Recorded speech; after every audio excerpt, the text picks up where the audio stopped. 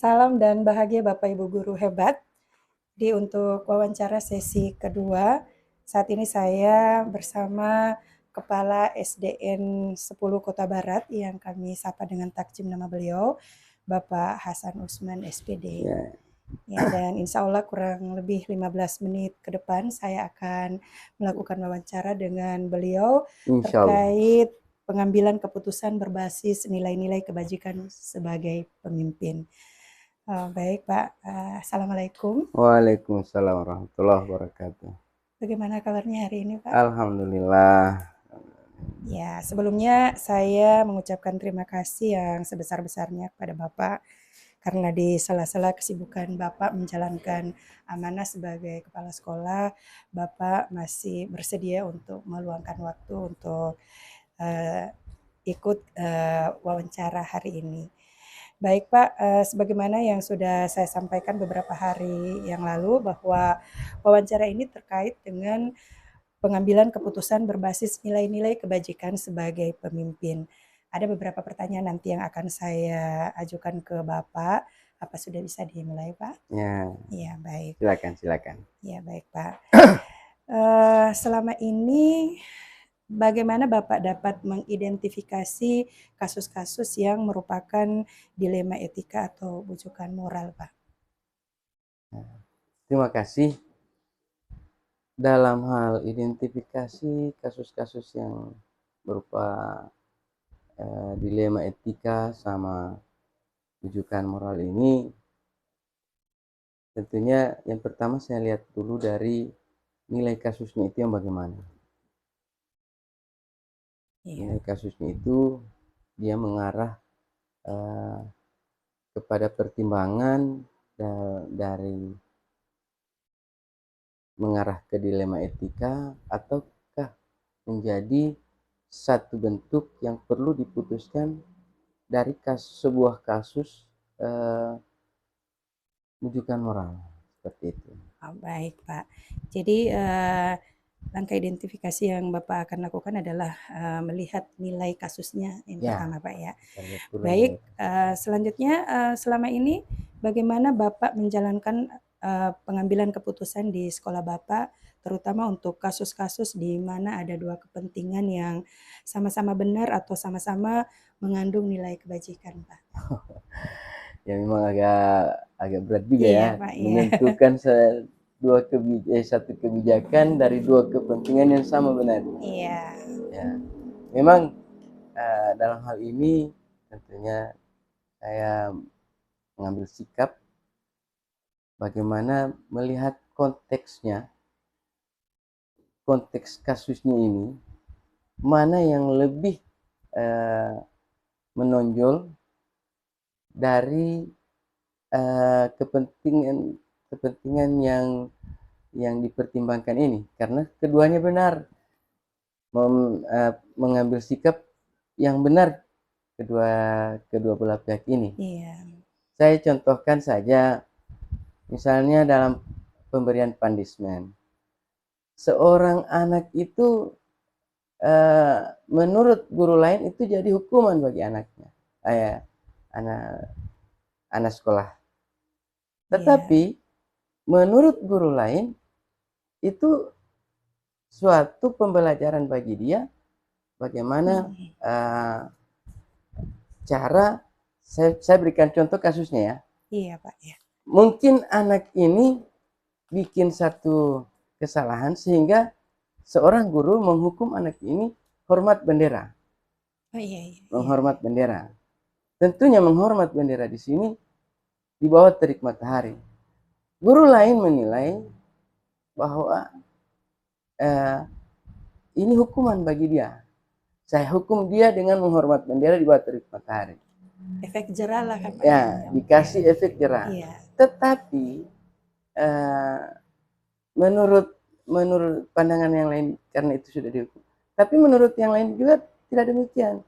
Bahwa anak ini diberikan pendidikan bagaimana menjadi cara cinta tanah air atau apalah. Punishment yang diberikan ini merupakan satu pembelajaran bagaimana dia cinta terhadap tanah airnya dengan menghormati bendera tersebut. Jadi seperti itu. Dan ini sulit untuk kita berikan keputusan mana yang lebih benar sebenarnya dari kedua pihak ini. Maka langkah tentunya yang saya akan tempuh, kita lihat dulu sasaran utama dari konteks masalah ini apa. Kemudian kita ajak keduanya, kedua pihak ini sebenarnya duduk permasalahannya ini, kita cari akar permasalahannya apa, kita carikan keputusan, solusi. Baik Pak, menarik sekali Pak dari contoh yang Bapak angkat tadi. Saya teringat sebuah kejadian, memang kalau seperti itu akan ada dilema antara memberikan efek jera dan memberikan efek pembelajaran Ya, Pak ya. seperti itu. Oke, ya Pak. Dan ini sering terjadi Pak ya. Oke, jadi selanjutnya mungkin ada hal-hal apa saja yang selama ini Bapak anggap efektif dalam pengambilan keputusan pada kasus-kasus dilema etika seperti yang tadi itu Pak? Iya Pak. Yang efektif. Ya. Mungkin salah satunya yang saya anggap lebih efektif apabila menyelesaikan permasalahan yang sifatnya dilema dilema seperti ini, dilema etika seperti ini, akan lebih efektif bagi saya apabila kedua pihak ini dengan segala kerendahan hati dan kebesaran hatinya untuk bisa sama-sama dipertemukan untuk mencarikan solusi dan penyelesaian masalahnya.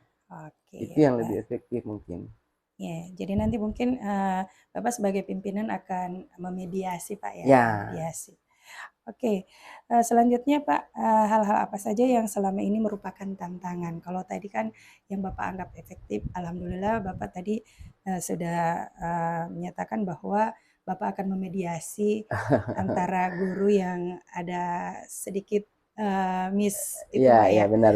Oke, jadi untuk yang berikut ini kira-kira apa yang menjadi tantangan Bapak dalam pengambilan keputusan pada kasus-kasus dilema etika seperti itu? Dan memang setiap kebajikan yang kita ambil itu tantangan juga itu lebih besar.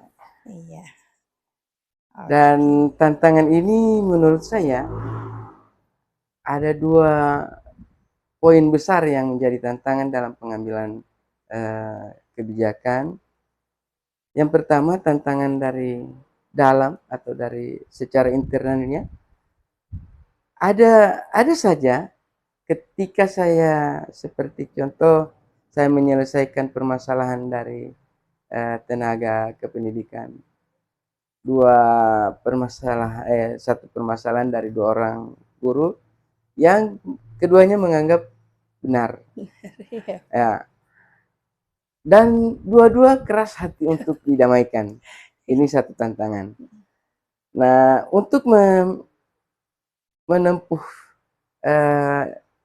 tantangan ini, saya harus berkomunikasi dulu keduanya sebelum dipertemukan secara langsung dari keduanya. Saya tempuh dulu masing-masing untuk mediasinya. Kemudian saya undang mereka untuk bisa menyelesaikan bersama. Tantangan saya yang kedua, apabila tantangan itu yang datang dari luar, dan ini yang paling berat bagi saya.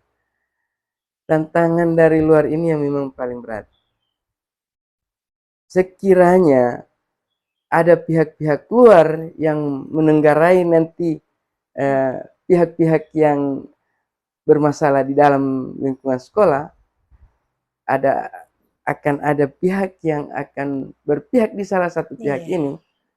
Ini yang menjadi tantangan bagi saya. Apalagi ketika pihak yang dari luar ini adalah orang yang sangat berpengaruh, baik dia di pemerintahan maupun di bidang lain. Ini tentunya akan menjadi tantangan, dan saya diuji dalam hal ini. Saya akan diuji bagaimana saya harus menghadapi ini. Secara ekstrim pun Ini Iya. tentunya akan jadi tantangan berat bagi Pernah saya. mengalami itu Pak ya? Ya, pernah. Oh, Pernah. iya Pak. Oke Pak. Jadi yang pertama tadi tetap mengacunya ke komunikasi Pak ya. Ya, Akan memediasi jika sekiranya yang terjadi adalah miskomunikasi, yes, berarti kan. Bapak harus memediasi mereka untuk melakukan komunikasi. Oke, kemudian yang berikut, eh, apakah Bapak memiliki jadwal tertentu dalam sebuah penyelesaian kasus dilema etika? Apakah Bapak langsung menyelesaikan di tempat atau Bapak memiliki sebuah jadwal untuk menyelesaikannya? Bentuk atau prosedur seperti apa yang Bapak lakukan? Ya, dalam hal ini Bu, ya saya mempertimbangkan bobot kasusnya itu bagaimana dulu. Siap. Kasusnya ini, bobot kasusnya ini perlu segera diselesaikan atau tidak. Kalau misalnya segera diselesaikan, maka tentunya saya akan tempuh mediasi untuk menyelesaikan keduanya, kedua pihak ini yang bermasalah.